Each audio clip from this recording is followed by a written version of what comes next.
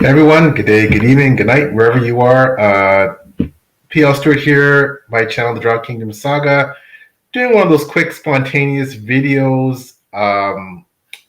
Going to, in this video, talk about a series that I'm going to have to, reconsider as being potentially in my top traditionally published science fiction and fantasy series of all time. A rather, I think, underrated and understated series, perhaps one that's not as well known.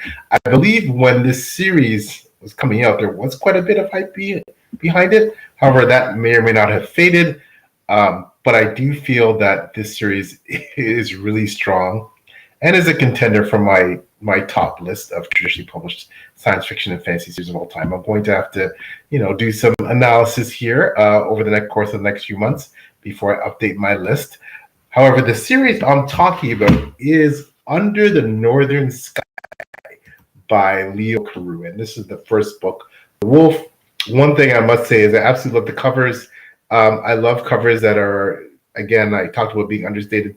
Beautiful central image, great print, love the color scheme. I just really enjoy those understated covers. This is book 2, The Spider, and this is book 3, The Cuckoo. So it is a trilogy, and again, when this series came out, I felt it got a lot of hype. After reading The Wolf, I thought it was one of the more interesting debuts I've read in a while.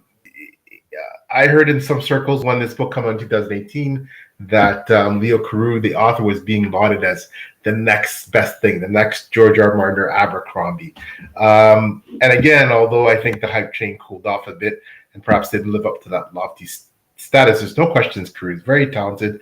And when I remember reading the book, thinking he's definitely one to watch. This series, it doesn't reinvent the wheel in terms of world building. However, it does it really, really well. That said, there's some elements of world building I think people might find a bit derivative.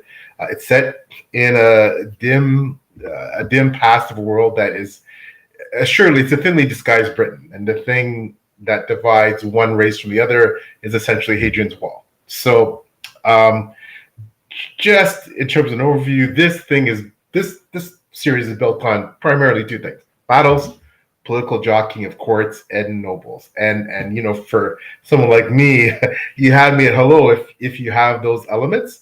But I think that based on those 2 aspects of the book, it is fabulous.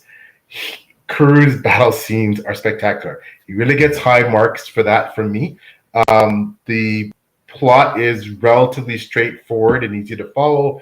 He's got some good humor. It's not too overdone and campy. He does have some very compelling characters and detailed descriptions in terms of world building.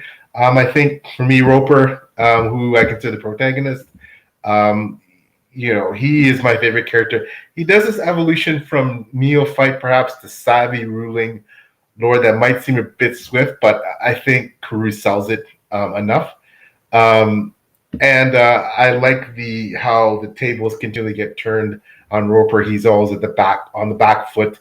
Especially in the second book, we see that he turns the tables on his enemies and makes alliances that seem rather dangerous. So it's a really good series for the political intrigue. I think that it does really, really shine, though, in terms of its battle scenes. Are absolutely brutal.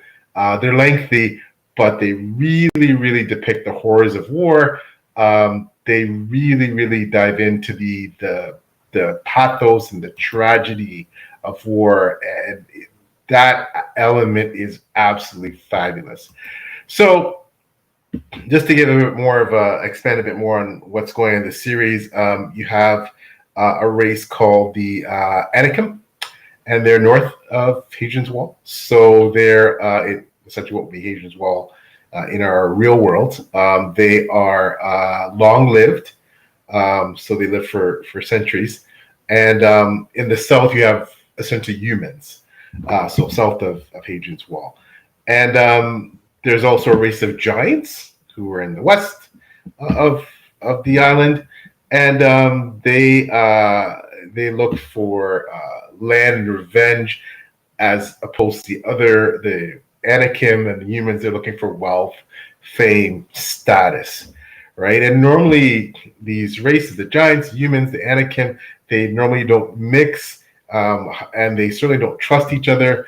However, eventually war breaks out between the Anakim and the humans. And Roper, I mentioned the main character, he's the leader of the Anakin, and the leader's entitled, given the moniker of the Black Lord. So it is, again, a fabulous series for what it's looking to do. It does really well. Again, there are some great characters. I found Keturah. She was a fabulous character. Roper's brother, Ormor, another one that sticks out. Yeah, this really does battle scenes, camaraderie between soldiers really, really well. And again, a lot of heartache and tragedy. And Carew does dark endings really well too. So again, I think this is a series that is somewhat underrated, and I really think there's a lot to love here. If you do like Abercrombie and George R. R. Martin, you like the darker fantasy, it's again, it doesn't reinvent the world in terms of the world building. It doesn't, it's easily recognized. And for some, that sense of familiarity will be fantastic. And for others, they're looking for something a bit more fresh and inventive. But I think it does do a good job of detailing what the world looks like, even though the world itself, of course, is analogous to Britain. And we know that's been done before quite a few times. But again, fabulous series overall. In consideration for my top 10 traditionally published science fiction and fantasy of all time, I'm really going to have to reassess where this fit, whether it's more of an honorable mention type series, or whether it could crack potentially the top 10.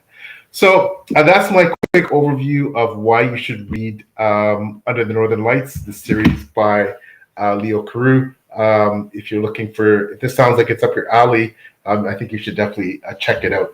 There's a lot to like there. So once again, just one of those spontaneous reviews that I would quickly mention. Since I recently read the last book, The Tale of the Cuckoo, thought I would do a quick video review about the entire series, and perhaps you might find something there to love. Okay, everyone, thanks so much, and have a great evening.